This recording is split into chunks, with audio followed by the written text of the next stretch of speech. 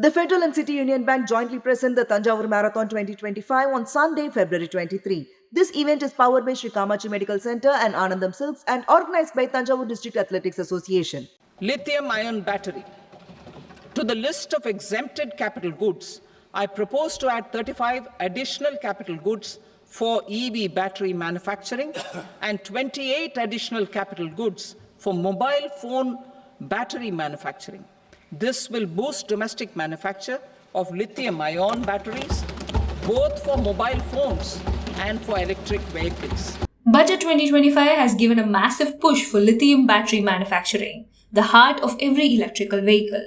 To make this happen, the government has exempted customs duty on 12 critical minerals like lithium, nickel, and cobalt.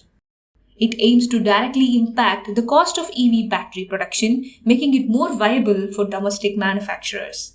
The government has also committed to increase budget support for mining partnerships with foreign countries to secure access to these minerals. The reason for not being able to source the raw material for cell manufacturing from India directly is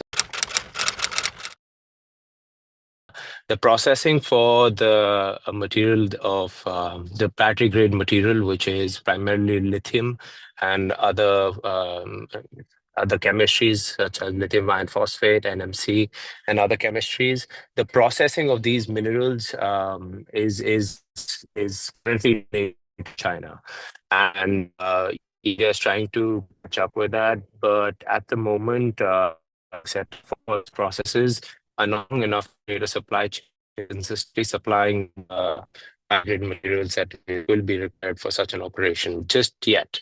At present, Australia, Chile, and even China are where lithium extraction projects happen at a large scale. But sourcing minerals is just a part. There are more that has to be done to make us better adapt the EV wave. Cell manufacturing is the fourth step in the entire battery manufacturing of 5 steps. Then the sourcing of material being the zero step, right? China has dominated the other 4 steps. If we are to set up the cell manufacturing, which is step number 4 in India, we would be heavily dependent on China as a reliable supply trade partner today. So that would create a roadblock with the government of India, because at the end of the day, having heavy dependence on China is not something that India is looking forward to. Of course, neither are we. But and moving ahead, we do intend on breaking away from that for the supply chain. Apart from raw materials, electric vehicles themselves are getting a bigger push in the budget. The FAME India scheme, which gives subsidies on electric 2-wheelers, 3-wheelers, and mainly buses. A significant chunk of the FAME funds will also support electric buses in public transport systems, with the PM E-Bus Seva scheme receiving Rs 1,310 crore. A new PM E-Drive scheme gets Rs 4,000 crore.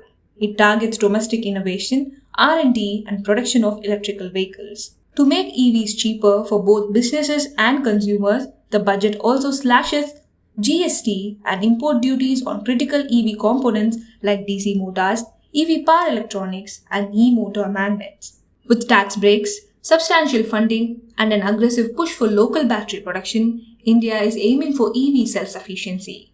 However, the path to success isn't without its challenges. The EV market can run without having secure minerals for your own self. I'll give you an example. There are several European countries that don't directly have security of these minerals, but you can see over 90% adoption by consumers in EVs, right?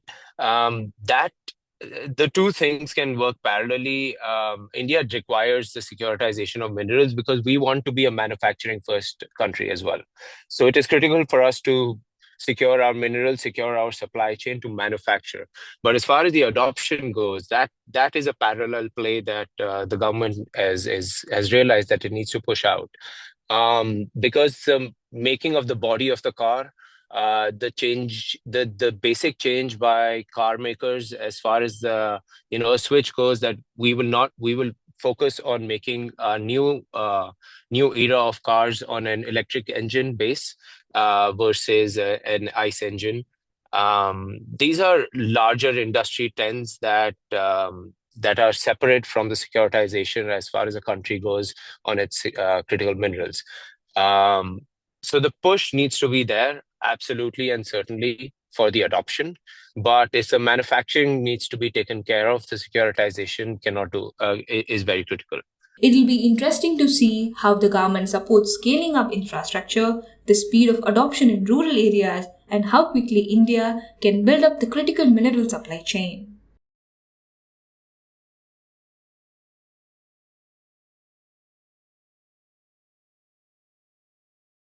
The Federal and City Union Bank jointly present the Tanjavur Marathon 2025 on Sunday, February 23. This event is powered by Sri Kamachi Medical Center and Anandam Silks and organized by Tanjavur District Athletics Association.